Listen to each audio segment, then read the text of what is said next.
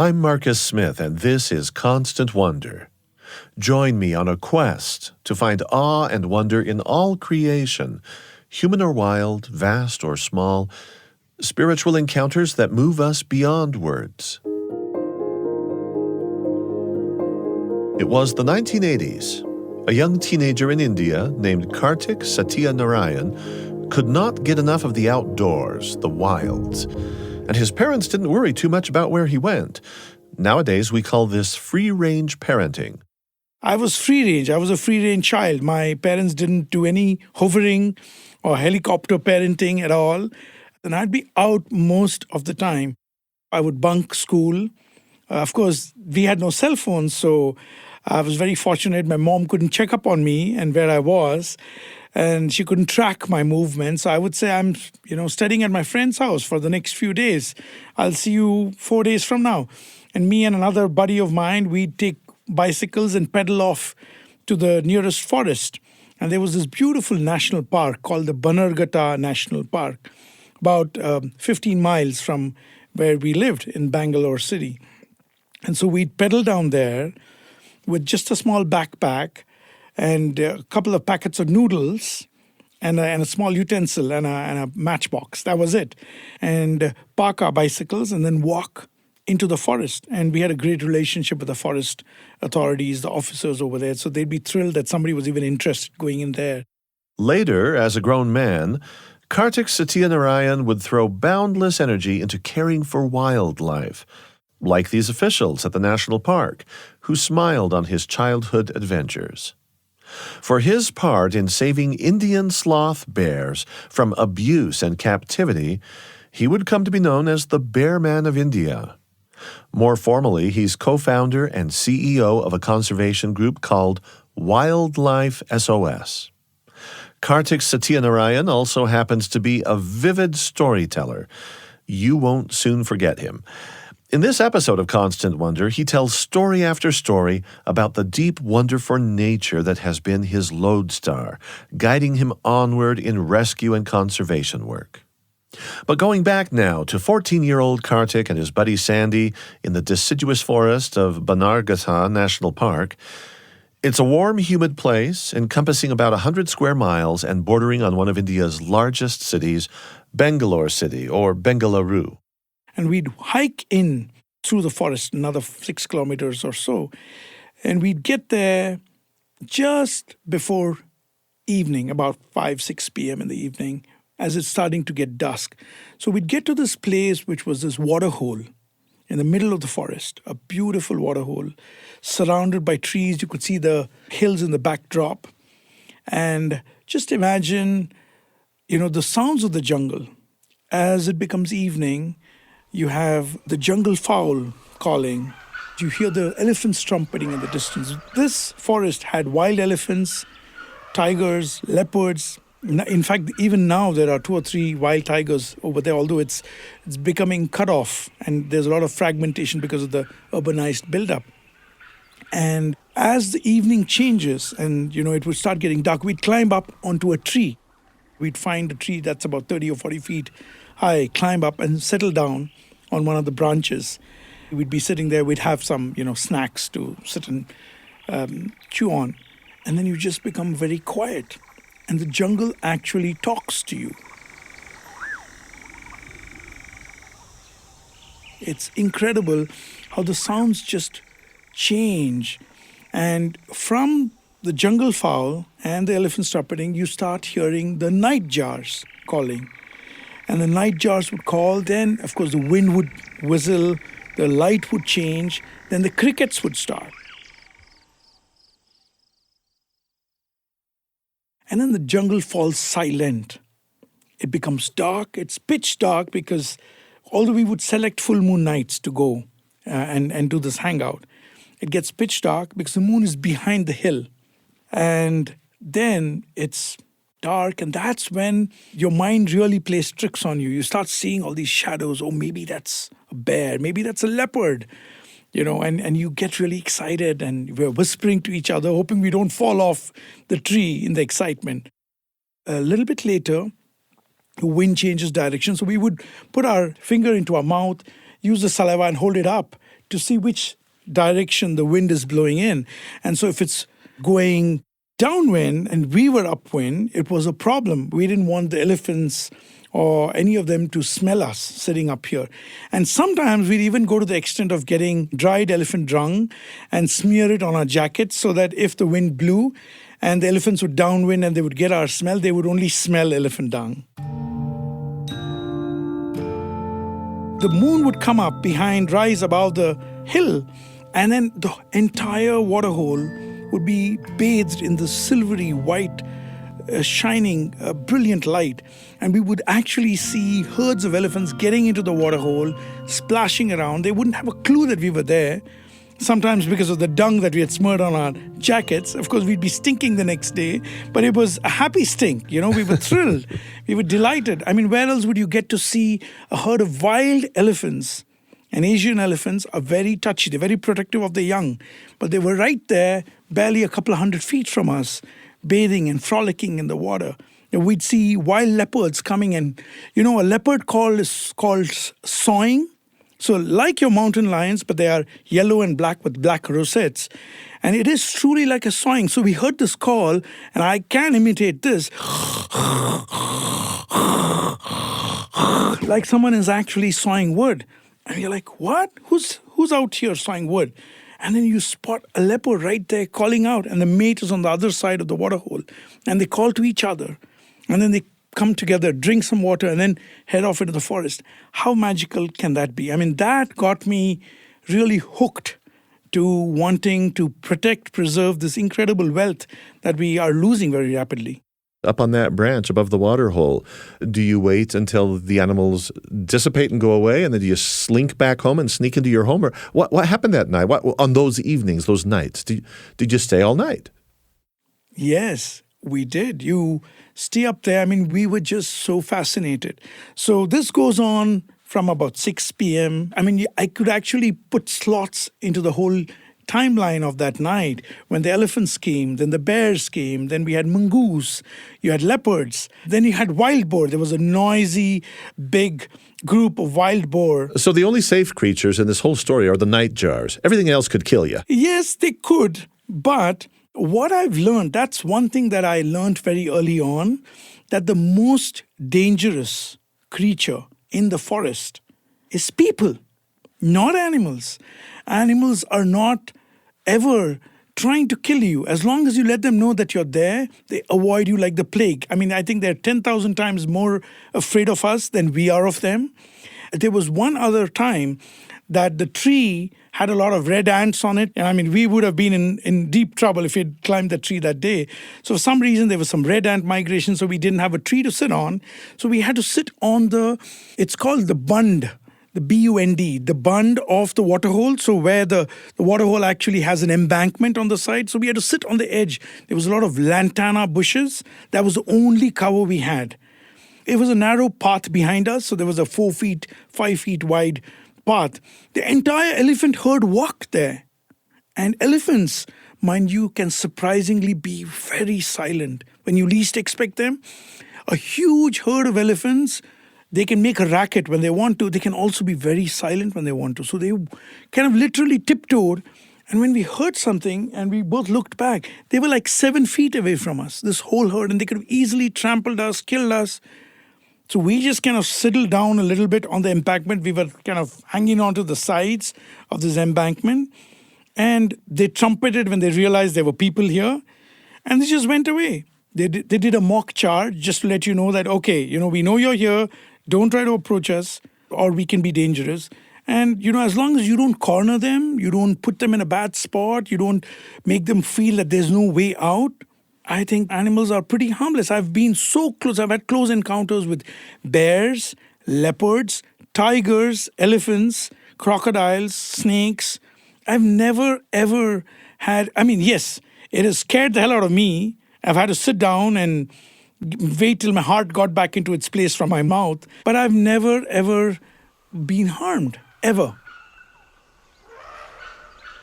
I think I'll just let Kartick be Kartick. And to protect my own hide, I'm going to continue giving wide berth to any moose or grizzlies in my neck of the woods. I'm not about to warm up to red ants either, so maybe we have that in common. So we'd stay the whole night on the tree, and usually about 3:30 in the morning, everything goes quiet again, because a lot of the wildlife that's out there foraging for food, for water, etc., they all start heading back to their dens or resting places, and it gets very cold. By this time, you're shivering and freezing up on a tree. So two of us would look around and hope that no one's there. I mean, no bears, leopards, tigers, etc. We'd make a little bit of a noise and scramble down as noisily as we could. We'd get down on the floor near the water hole, collect some of that muddy water, because by now we would have run out of drinking water, and then we'd light a little fire in the corner with some twigs, with a matchbox. Of course, it would take about 10 matches to finally strike one in that cold with your frozen hands. And then we'd heat up some of that muddy water, filter it through a piece of cloth, make some chai tea, drink a cup of tea, make some noodles, and then lie down over there on sleeping bags just by the tree and just snooze for a couple of hours. And then we'd spend the day just exploring the forest, looking at different places, and then do another night like that. So 2 or 3 nights for full moon, we would do this. And this friend of mine who used to do this a lot with me is today a board member in National Geographic. He works with them. He's an international wildlife filmmaker. We're still in good touch and we're very close. You might think that this budding young naturalist would cut a straight path from those moonlit nights in the forest to a career working with wild animals, but that wasn't the case. He actually had what seemed like an insurmountable hurdle to clear first, as we're about to hear. I'm Marcus Smith for Constant Wonder, visiting with Kartick Satyanarayan. He is co-founder and CEO of Wildlife SOS.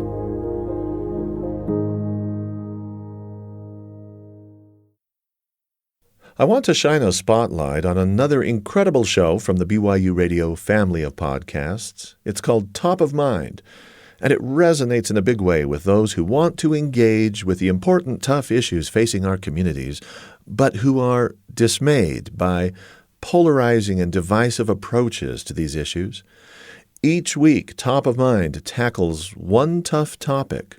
Award-winning host Julie Rose talks with guests about complex, challenging perspectives, and the Top of Mind experience doesn't aim at persuading you to change your mind. Instead, it opens a door for empathy and clarity in the interest of becoming better citizens and kinder neighbors. Listen to Top of Mind wherever you get your podcasts. We now return to Constant Wonder. Kartick always scored high in science while growing up, but during his high school years, he hit a major snag, and it nearly prevented him from achieving his childhood career goal of working with animals. I wanted to be a veterinary doctor who could help wildlife in distress. That was my dream. I had a great relationship with science, with botany and zoology. My relationship with chemistry was very difficult.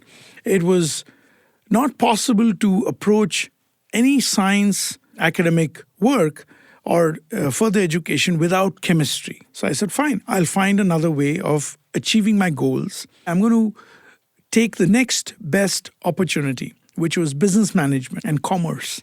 I'm going to work with this and then create an institution by which I can hire the people needed. And so I had this opportunity when I was very young. I just started my course, my business management course, and New York Zoological Society. Today they're called the Wildlife Conservation Society. They had a project in India and they wanted to do some tiger ecological status surveys. So I'd applied to be a field biologist on the ground.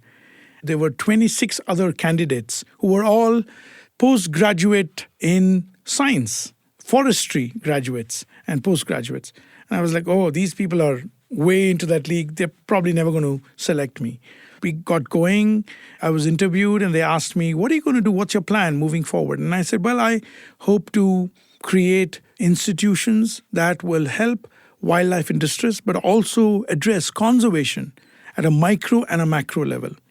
Working with communities, with forests, create ecological solutions that are practical, pragmatic, and inclusive. They thought it was a harebrained idea back then. But I'm glad to say that I'm doing exactly that. And that's what I've done for the last 30 years of my life.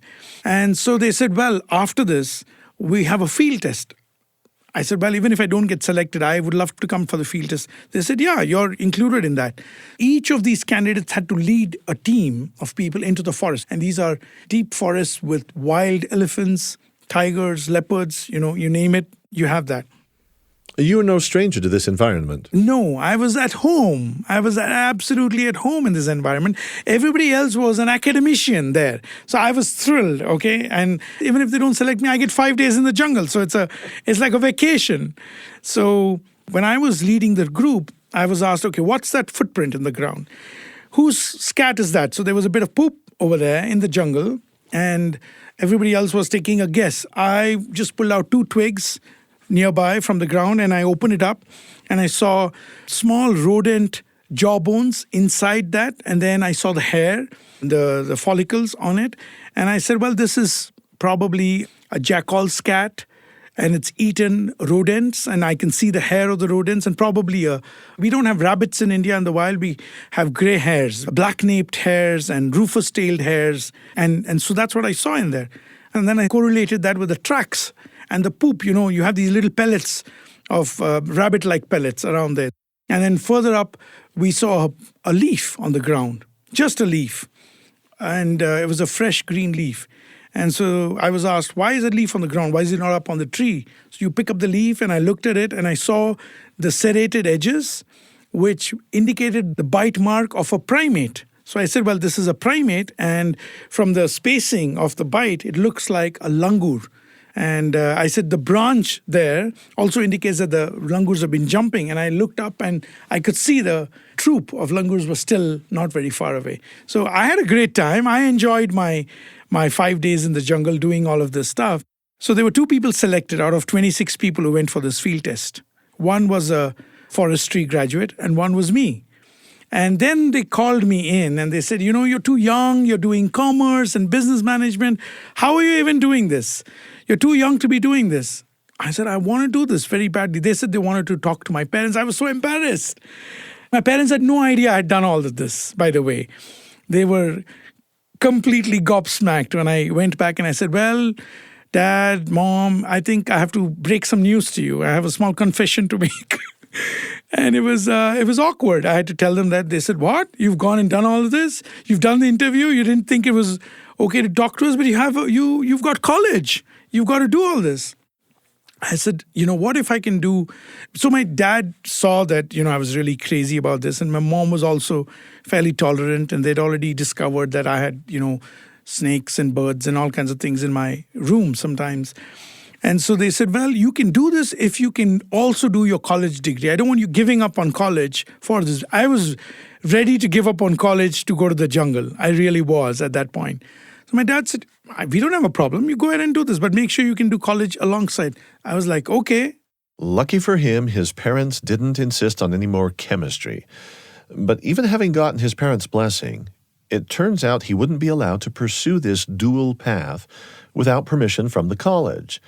His case got referred from his college principal, that's what we would call a dean here in the United States, to the university vice chancellor.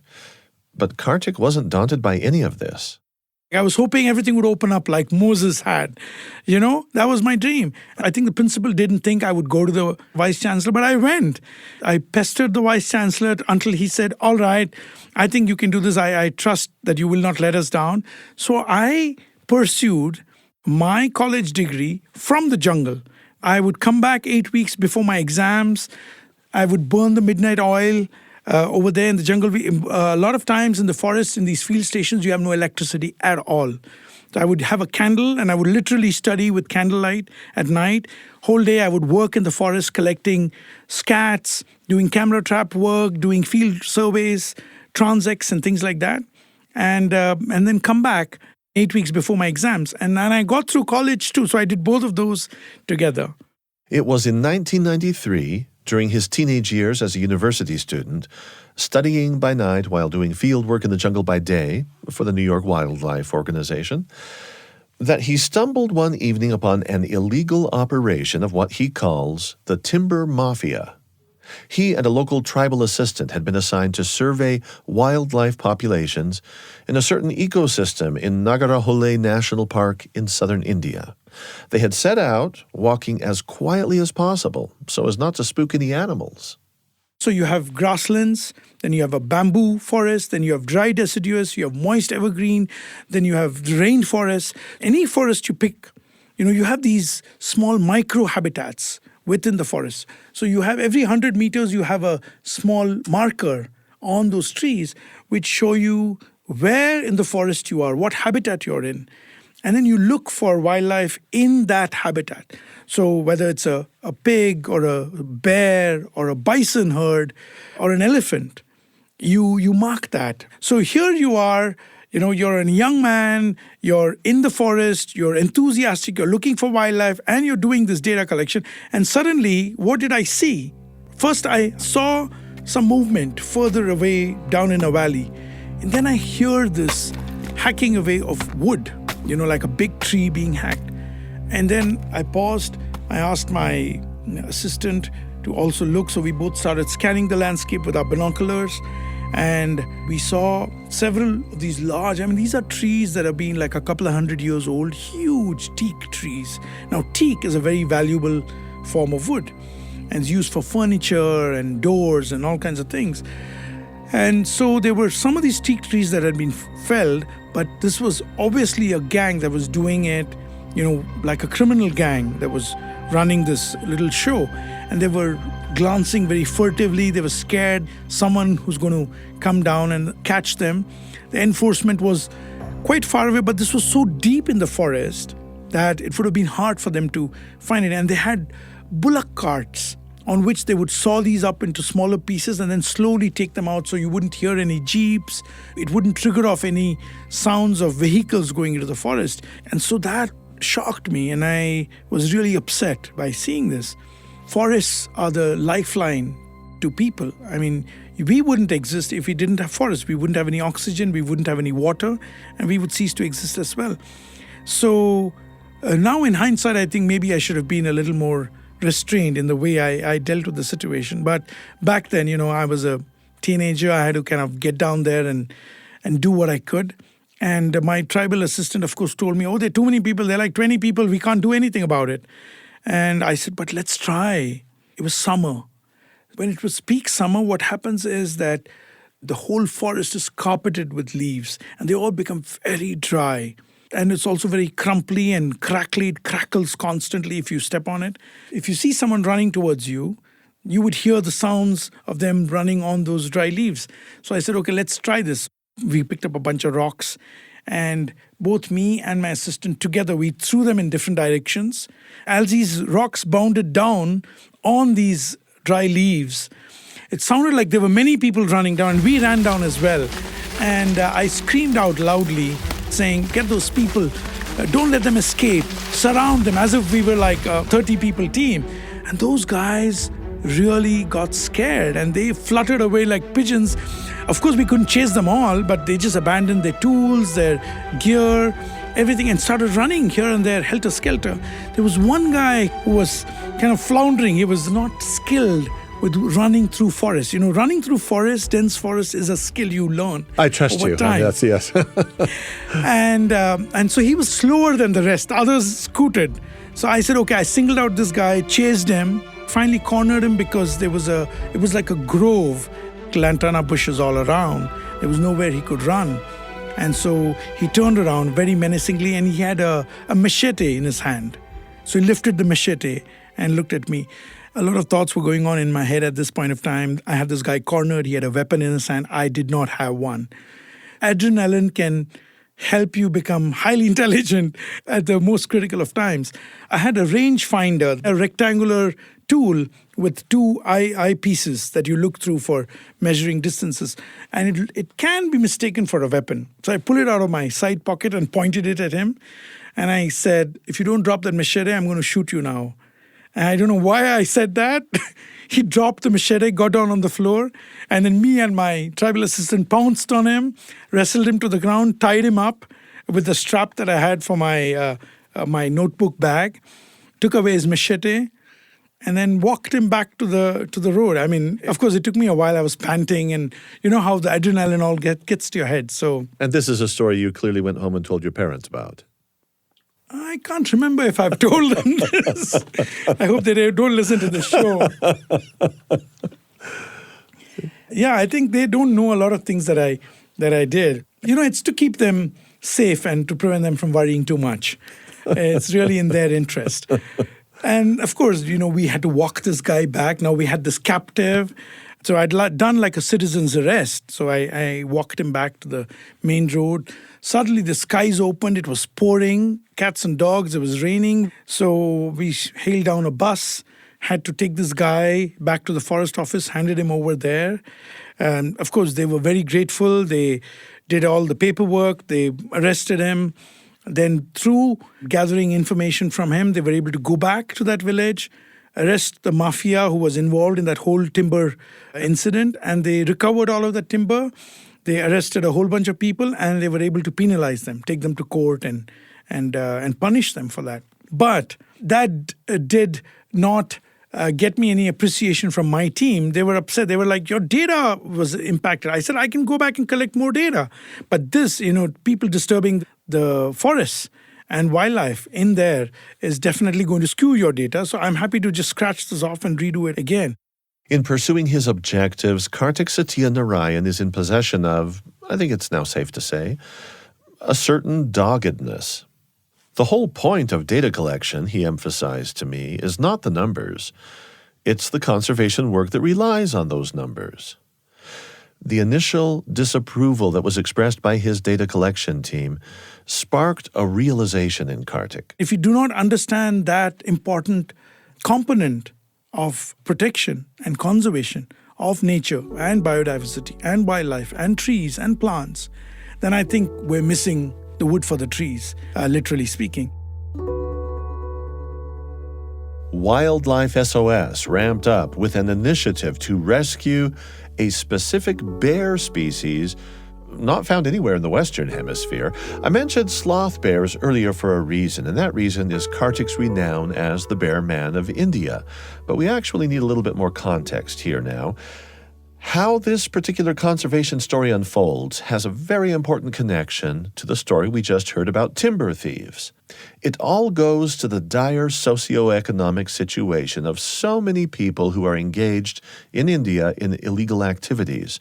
One might argue that the timber thief whom Kartick and his associate apprehended was just trying to make a living. Similarly, the illegal abuse of captive sloth bears, a practice that Kartick helped bring to an end, is situated in the classic tension between human needs and the ethical treatment of animals. Until meeting Kartick, I had never heard about sloth bears in India having been maltreated as so-called dancing bears. Tortured is more apt. Back in the mid-90s, just after Kartick's 3-year assignment collecting forest data for the New York Zoological Society, a distant relative of his, named Gita Seshmani, asked him this question. Have you seen this really bizarre practice of dancing bears? I said, I've heard of it, but I haven't dwelt much into it because I've been out in the woods working in the jungle for the last 3 years or so. So she said, this is a very alarming practice. I'd like you to assist me if you can. I mean, can we get more involved in this? Gita had started working in wildlife rescue way back in 1979. Now, with support from the organization that employed her, Gita and Kartick started working together to address the dancing bear problem. A tortured bear, of course, isn't really dancing at all, as Kartick will explain. Gita and Kartick investigated this gruesome practice in northern India, and I need to warn you that this next bit involves some disturbing descriptions. My initial work on verifying some of these really shocked me when I saw what a dancing bear was. We visited these villages just outside of Delhi initially. This was a nomadic community, a gypsy community called the Kalandars. They had entered India as 4 brothers with their families 400 years ago from Persia. And they used their bears and their monkeys to entertain the harem of the Mughal emperors back in the day. But, today it had become, in the 21st century, it had just become a roadside entertainment for tourists. So they would stop tourist buses, get them to take photos, and then extort money from them, and that was it. And these people had these bears staked out outside their house like dogs or goats or buffaloes. India has one of the most progressive laws in the world, the Wildlife Protection Act of 1972. The sloth bear enjoyed the privilege of a high level of protection. And sloth bears are highly endangered. They are only found in the Indian subcontinent, with a subspecies in Sri Lanka. But these bears were on the streets performing, jumping up and down. When I looked at this bear, I saw this horribly thick, crusted rope going down from between its eyes into its nostril, and then the rope coming out of it. And this rope was clearly crusted with pus and blood and all kinds of guck. And the bear's teeth had been damaged, the claws were chopped off, and the bear was basically jumping up and down in fear. And the man had a stick. He would beat the bear, and the bear would hop up and down to avoid getting beaten. People looked at this and said, "Oh, the bear is dancing." And I was like, no, that bear is not dancing. That bear is frightened. It's terrified. It's hopping up and down in pain. How can you imagine this is dancing? So this is when Geeta and I launched into a 2.5-year study from 1995 to 1997. We did this research study to find out everything to do with sloth bears, because the community said, oh, we just breed them in our backyards. And we said, no wild animal worth its salt would be in a position to breed when it's going through so much of distress and trauma. And so we started going to the community, understanding what these people did. We found out that they were actively poaching and buying cubs from the forest. So mother bears were being killed in the forest, the cubs were being removed from there, and then they were sold in these underground markets where these Kalandar community people would go there and buy these cubs. Was that difficult to discover, to figure out what was going on there? It was extremely difficult and excruciatingly painful to find out, because we had to go undercover. Geeta and I had to pretend we were buyers. We were interested in buying cubs for a circus. We had to dress up very differently. We had to travel with these people for months and months on trains, live on platforms, go to these little dwellings by the forest to find out what the truth was. And what we discovered was horrifying. Was there ever a time when you thought that somebody would blow your cover, that you would be found out for being an imposter? Yes, absolutely. People over there are suspicious. They know they're breaking the law. They're constantly scared that somebody would trip them up. So they're watching out for any mistakes that you do. And so you have to be very careful and you have to walk the talk.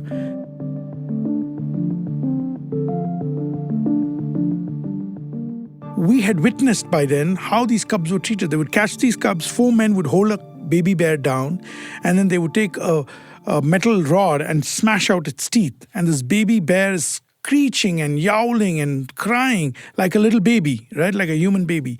And then they would take a metal poker, like a long metal poker, make it red hot, and then put it through the muzzle, make a hole through it, and then put this very thick rope, thrust it through that, and then they would not let that wound heal. And of course, you can imagine the screeching and the pain that the cub would be put through. And then every day that cub would be yanked with that rope, and then they would use sticks to kind of beat it on its legs so that it would learn how to stand up on its hind legs and jump up and down. So it was a torturous process for that cub, and then that bear lived the next few years of its life in absolute pain and trauma. I'm trying to imagine you witnessing this and then trying to sleep at night. Not only was it impossible to sleep at night, it was also very hard for me to watch it. I had to kind of grit my teeth. I was scared I would show some emotion on my face. When you go undercover, you cannot let your emotions or the look on your face or your expressions blow your cover. I would have let down not just myself, I would have let down our effort. Ultimately, Geeta and Kartick included their intel gathered over 2 years in a report to the Indian government. It took the lid off this really horrible secret that was going on. So this really is the genesis of Wildlife SOS. The fledgling organization was charged with stopping the practice. The government was willing to donate land to build a facility for the rehabilitation of the bears. But Kartick and Geeta knew that the problem called for a much more comprehensive approach than just shutting down the practice and punishing the practitioners. People needed help out of this situation as much as the animals did. Of course, there would be no easy solution. It took 17 long years to eradicate the abuse of sloth bears, and the coordination of several organizations: International Animal Rescue, One Voice, Free the Bears, and others. Here's how Kartick and Geeta got the rescue effort off the ground. First, we gathered this intelligence, found out what was going on. Then we worked with the community. We went back and we said, listen, we want to help you guys. You don't have toilets. You don't have drinking water. You have no place to stay. You have no support for your family. You beg on the streets with this bear. Your kids don't go to school. I mean, these were the problems that we saw in the community. There was 100% illiteracy. They had no education at all. They wouldn't send their children to school. They would send them off to beg on the streets with a bear, with an uncle or an older brother. And we said, we've got to address these issues. So it was a very patriarchal society. The men didn't want anything to do with us. They were like, we don't know why you're here to take our livelihood away. Get out. And they would chase us out with axes and swords and machetes. We'd have to run out and jump in a jeep and drive off, find another headman of a different village who would come back and endorse our genuine interest in helping the community. So we started by giving them drinking water. They had no drinking water. We gave them a little pump. It was $300 back then. It was a lot of money for us, 30 years ago. They'd never seen a pump in their village. And they said, wow, we are very grateful. Thank you for giving us drinking water. Because they had to walk 5 miles to bring a pot of water on their heads. The women would all do this. And then we said, well, we'd like the women here to become a second income earner, because they were all complaining to us that the men would dance the bear, bring back money, drink it up.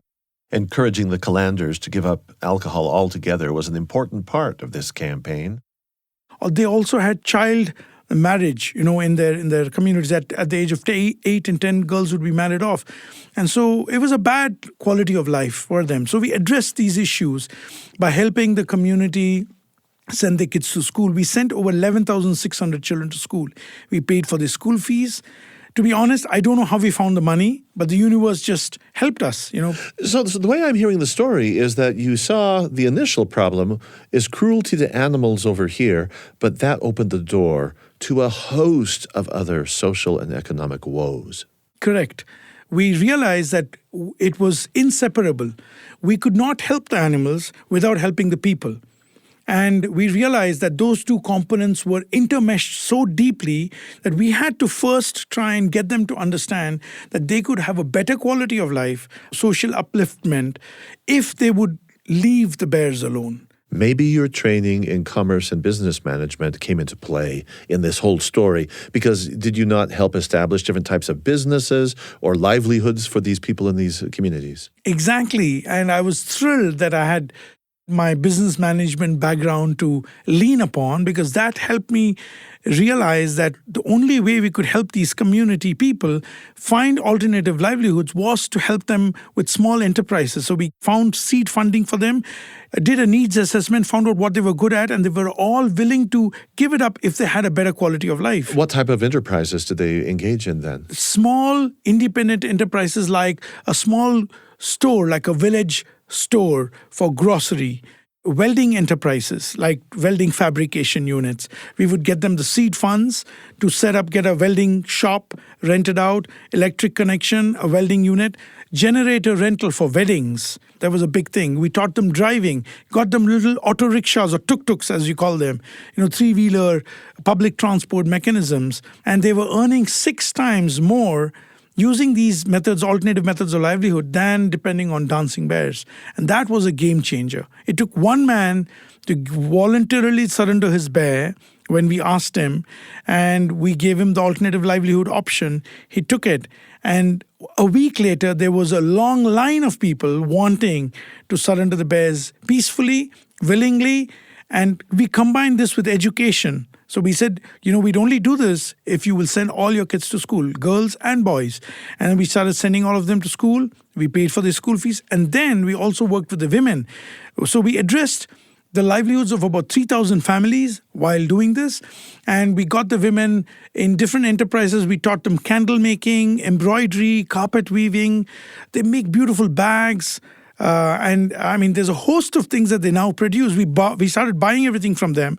Some of it would not sell because, it took them a while to learn how to do it the right way with the right color combinations.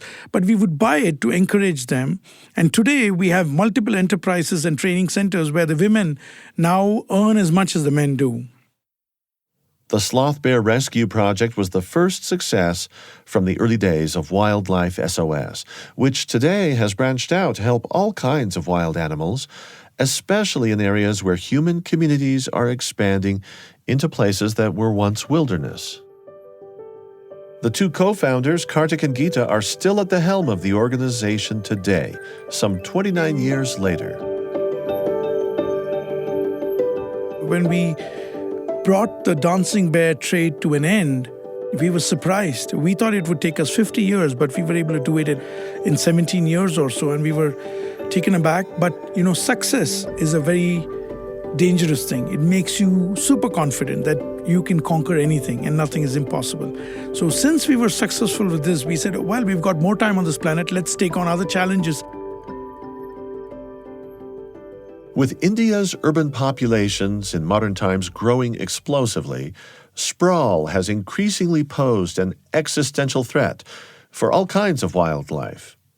Humans and animals vie for the same space, and that prompts people to reach out to Wildlife SOS for help dealing with animals that are just trying to live their lives amid new landscapes of concrete, steel, and pavement. This, of course, isn't just India's problem. It's a global tragedy of wild habitat fragmentation or total disappearance. So Wildlife SOS rescues are classic cases of wild animals being displaced, effectively being run out of their homes. In big cities like Delhi, Bangalore, etc., these are all villages that became towns and then mushroomed into cities. So there's a lot of biodiversity, and we would get calls about snakes in 14th floor apartments and bats in people's houses, civets. They're like a skunk in people's garages. And we often would also hear about leopards and crocodiles in people's bedrooms and stuff like that. And so we started addressing these issues. We realized that there was a desperate need to establish hotlines, wildlife hotlines, because the police, they had too much on their hands. The forest department was primarily a forestry management organization. Wildlife SOS could provide something different, an intervention team specializing in work with animals. Working, as we've seen, with government agencies and communities, they advocate for wildlife and their habitats. Here's Kartick describing the kinds of work they have done over the years. We would often get calls between 1 a.m. and 4 in the morning, and our team would have to kind of scramble immediately, find out the address, get there, find the animal, depending on what it is. Each one requires a different kind of handling. Once the offending animal is retrieved, it needs to be released into the wild or rehabilitated in a special facility. We have over 51 projects on the ground, 15 facilities for birds, monkeys, leopards, tigers, elephants, bears. And in bears alone, we have 7 facilities for sloth bears, brown bears, and black bears. At the Delhi International Airport alone, they employ 30 people to catch wildlife. Whether it's a porcupine, an antelope, or a large python, and move it from the runway and then put it back in the forest in a safe area. This is going to take a huge staff. Yes, we unfortunately employ a little less than 500 people across India. So it's become a large enterprise, and it does worry me. We have to raise, nearly $5 million every year to keep all of this going. So yeah, sometimes I'm tempted to go rob a bank or print some money, but I don't want to be in jail. So I keep away from that idea. What percentage of animals are you able to rehabilitate out in the wild versus animals that you rescue but will have to be cared for the remainder of their days? It's hard to put a number on this because it's on a case-to-case basis entirely. If it's an animal that has not been imprinted by people, if it can survive in the wild and is fit for release, then that's the first thing we always do. So we do release a lot of animals back in the wild. But for example, if it was a leopard cub that was orphaned, mother was killed in a road accident or fell into a well and drowned, she wouldn't be able to survive on her own. Similarly, with elephant calves who've been separated from their herd, if you cannot get the calf back to the herd, then it's a hard decision. Some of these animals remain with you and have to be in lifetime care. But if the animal is an adult or can be reunited, so we have done over 100 reunions of leopard cubs that have been separated from their mothers because farmers found them in a field. So we take the cub back, record the call, play it back, use the urine of the cub to kind of smear it around that area, attract that mother back to that same area and watch it with remote cameras. And the mother comes back and takes that cub. Just go to the Wildlife SOS YouTube link or wildlifesos.org. You can see tons of these videos of how we're able to put these cubs back. With leopard cubs, maybe we have a 95% chance of putting them back. But with other animals which come to us with paw missing, a tiger with which has been in a jaw trap, which was put there by poachers, such animals would not survive in the wild. And they could potentially become also man-eaters or dangerous to people. So then those animals end up having to live in a captivity for the rest of their lives. But they become education animals. They become a conservation study opportunity. I can't quite imagine living in India. Here in the States, for instance, I've never needed a hotline for reporting roaming tigers or leopards. I bet you haven't either. In just a moment, as our conversation with Kartick Satyanarayan continues, we'll hear him describe his unforgettable personal encounter with one such large cat. He wasn't able to preserve this particular creature's life, but at least he came away with his own. I'm Marcus Smith, and you're listening to Constant Wonder.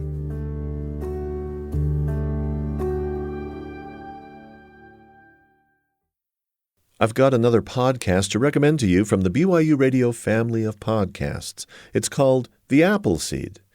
Each episode features master storytellers sharing all kinds of stories for you and your family, folk tales, fairy tales, personal and family tales. It's ideal for road trips, bedtime, or any time you're looking for something that the whole family can enjoy together. And here's a great side effect of listening to The Appleseed. It has a nearly magical ability to conjure up a whole lot of healthy storytelling right at home, and it often prompts the sharing of precious memories as well. Be sure to catch The Appleseed wherever you get your podcasts. We now return to Constant Wonder. On this hotline, we received this call one evening saying there is a tiger in Delhi city. I was laughing. I was cracking up. I mean, this is like having an elephant in New York. He said, no, there really is a tiger. I said, come on, be serious. What are you saying? This was from the local enforcement agency. I said, okay, can we speak to the person who's seen it? And I usually try that method because it helps eliminate crosstalk and mixed messages. And so they finally made this guy call us. So I asked this guy, what did you see? What happened? He said, oh, there was this big cat-like animal. It was the size of a buffalo. It was long. I said, that sounds like no animal I've ever seen or heard of. I said, did it have any markings on it? What color was it? He said, oh, it was yellow with stripes on one side and rosettes on the other. I said, I mean, this is something from a fairy tale. Clearly you haven't seen anything. So he said, no, there was something, but, it was dark. I didn't see it too well. It injured someone. I said, all right, fine, we'll come take a look. So I went there with a flashlight and a little dog-catching pole, thinking it's probably a civet because civets have these stripes on the tail and they have spots on their body. So I thought, okay, maybe this is this person who didn't pay attention much. He saw some stripes, he saw some spots, assumed that it was on two different sides. And so we got to this furniture workshop, and it was strange because when I got there were like 5,000 people around. People have a lot of time in India for public spectacles. Everybody gives up everything and they suddenly get a lot of free time. It took us a while to wade through that. There were like 20 cop cars. Okay, this looks serious. Let's get in and find out what's going on. So we went into this workshop. There was a long corridor. At the end of the corridor was a room where they had their generator and they had some large canisters of fuel stored in there. I had a couple of forestry guys, my veterinarian, another team member. So we all just walked down casually to this doorway, put on my flashlight. I saw a tail with stripes on it. It was also very stained with grease because it was a greasy room in there, with lots of oil and grease. I said, oh, that does not look like a civet. It looks larger than a civet. And this leopard jumps out at us. People are screaming. There were like 5 or 6 of us. And I got injured on the side because it just kind of swiped and ran back into that same room. It's not a tiger, definitely, but it's a leopard. Now, what strategy do we use to contain this leopard? Step 1, contain the leopard. Step 2, tranquilize it. Step 3, take it away. Make sure the mob is controlled while you're doing all these steps. This is what was going through my head. I mean, all we had to do was shut the door and the animal was contained. But the door was held ajar with this huge canister of engine oil. You would need 4 people to move that away and then shut the door, and that was not going to be possible. You were right next to the leopard.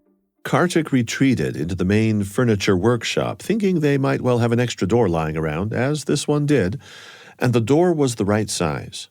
So the employees attached a handle to it for better carrying, cut a hole in it through which to dart the leopard. The plan was just to move it off to a zoo or out to the wild somewhere. Now don't forget, this was a cornered leopard, and it had already swiped once at Kartick, so it was likely to attack again. They're not very large. They're small, like mountain lions, right? They're small, agile, but they're also perfect killing machines. They don't target humans so much. We're technically not on their menu card. But when they're cornered, they typically jump onto you. They use their front paws and they have really sharp, large talons. And they sink into your shoulders. And then they use the hind legs and they lift up the hind legs and basically scratch out your stomach. And I had seen some images of people who had died of septicemia because of course they died from septicemia, right? I didn't want that happening to me or any of the people with me on this thing. I was like, okay, how do we protect ourselves over here now? But there was no equipment. We didn't go prepared. We didn't know it was going to be a leopard. Of course, things have changed since then. We are better prepared now when we go there. And the only thing we could find was police helmets. So we got a helmet. And these mob charge shields, the fiberglass shields that the police use. You use that to stop people from attacking you. So we had 2 of those. So we decided, okay, only 2 people could go because there was only 2. And so we wore it in front of us like a shield. So you could choose to protect either your front or your back. You couldn't protect both. So I said, okay, fine, I'll choose my front for now. And if I get clawed in my back, the doctors can still work on me, and fix it. My rib cage will protect me over there. What I did notice as I got in that corridor was behind me, I saw 2 policemen get on top of the wall. Now, this long corridor had a 7-foot-high wall back behind us, and that was about maybe 30, 40 meters away. It was a long corridor. And they sat on top of it, and they had automatic weapons. And I looked up at them and I said, listen, guys, you don't need to be there. We're going to tranquilize the leopard, and hopefully we shut the door, it gets tranquilized, it doesn't come out, and you don't have to worry. And it makes me uncomfortable that you have these weapons in your hands, They don't want it accidentally going off and shooting us. And they said, oh, no, the issue is that we'll stay here in case it gets out. I said, why don't you wait outside? If it jumps out, I know you have to maybe destroy it to protect for public safety. Go ahead and do that. But do not sit on the wall. It's not a wise thing. And I said, do you have your safety catches on your weapons? They said, yeah, safety catches, fine. Don't worry, we won't be shooting. Idea is to just sit and observe. Sometimes you get this funny feeling, right? You get this instinct. Like, okay, this is going to be bad. It's not going to work out. Something is going to go sideways. And that's exactly the feeling I got. But I kind of overruled it and I said, okay, this is important. It was already dark. We had to get done and get out of there. So fine. And I started walking with this door in my hand. It wasn't a very heavy door with a handle. My heart was beating in my head. You had this leopard here. I had this funny feeling about the policeman back there sitting on the wall.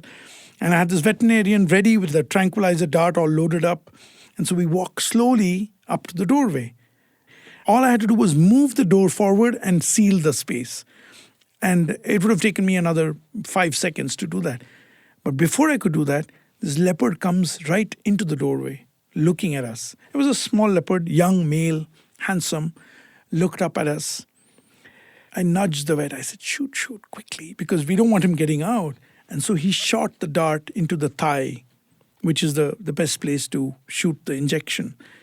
Now, when you shoot a tranquilizer dart, you have to give the animal a few minutes, because if the animal's already excited and it's stressed with lots of people screeching, screaming around there, it takes longer for the animal to go down, for the anesthesia to take impact. Unfortunately, it got startled by that dart and leapt effortlessly over me, over my head. I turned around and I see this leopard running helter-skelter towards the wall. And my immediate thought was, what are those two cops going to do up there? I look up at them. They were panicking. And next thing I see is these flashes of light coming from their weapons in their hand. And I see this leopard turn around and come running back towards me. I'm like, oh my God, my back is not protected. So I turned the door around to protect myself and my colleague with the veterinarian with the dart gun. And then I hear this, this is all I'm hearing. And I hear these bullets ricocheting off the wall around me. This is all I'm hearing. I doubt we'll make it out of this alive. And all this happened in seconds, of course. And before I could say Jack Robinson, the leopard shot right past me behind, back in the room. I was screaming at these guys, telling them to stop shooting. And I was about to turn around. At the same time, I feel this thunk in my leg, just above my right knee. And my leg stops moving. And I get this damp feeling from just above my knee. And I feel this wetness oozing down, all the way down to my ankle. I'm like, why is my leg not moving? And then I realized I'd been shot. These guys were shooting in front of me. There was a leopard behind me. It was probably the worst day of my life. Oh, I'm sure it was. At this point of time. Finally, those guys realized that, this was out of hand. They stopped shooting. And I was just kind of turned around and pushed that door. It kind of landed on that doorway. And at this point of time, I needed two people to kind of help me because his leg stopped working completely. Of course, it was very embarrassing. And the worst part was I was really cross because that was my favorite pair of jeans. And they had put a hole through that. The police were very embarrassed. They bundled me into a jeep, took me off to hospital. And of course, all my thoughts were, what's going to happen, with that leopard, etc. Got to the hospital. They took me to the emergency room. And then the nurse, just before taking me in for x-rays, used a large pair of scissors and sheared right through my jeans. And that was like, double whammy. I mean, they ruined my jeans completely. So I was pretty cross. And then they took 3 x-rays to make sure the bullet was not, it had missed my bone by like 3 millimeters. And I preserved the jeans just to remind me of how stupidity can mess up, can mess up a lot of things. And of course, it took me a month to recover from that. And I have a pretty nasty scar also out there. But it showed me how you have to manage wildlife rescue situations with a lot of finesse, with a lot of attention to detail, and be very, very prepared.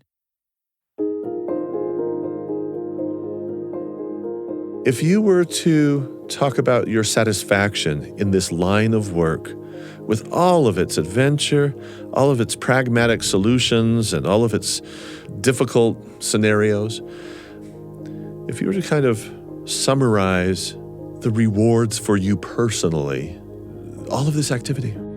I would summarize all of it and say that if I drop dead this minute, I would feel I have fulfilled my life to its absolute core. I have been able to give back.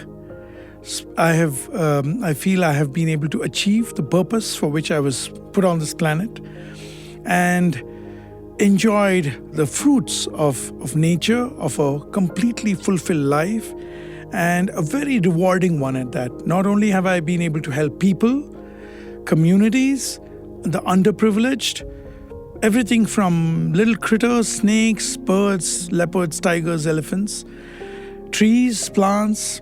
I am leaving this planet a much better place than how I found it.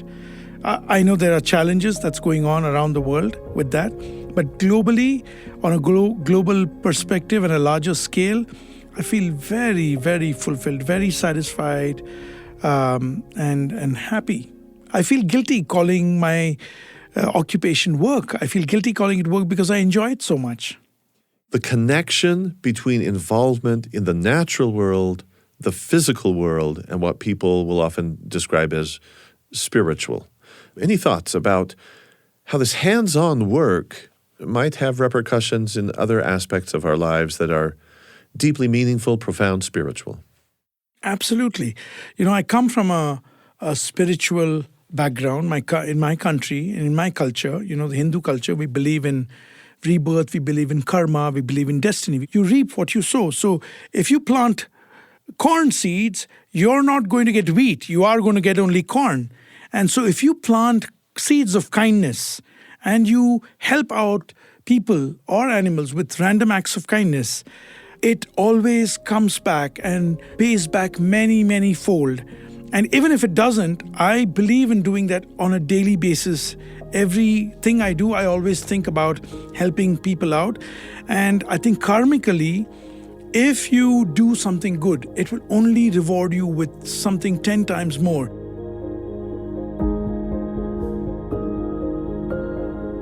Kartick Satyanarayan is the co-founder and current CEO of Wildlife SOS.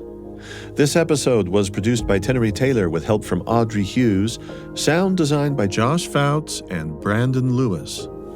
I'm Marcus Smith. If you like what you're hearing on Constant Wonder, please leave us a 5-star rating or a favorable review on your favorite podcast platform. Your endorsement helps get the word out. Constant Wonder is a production of BYU Radio.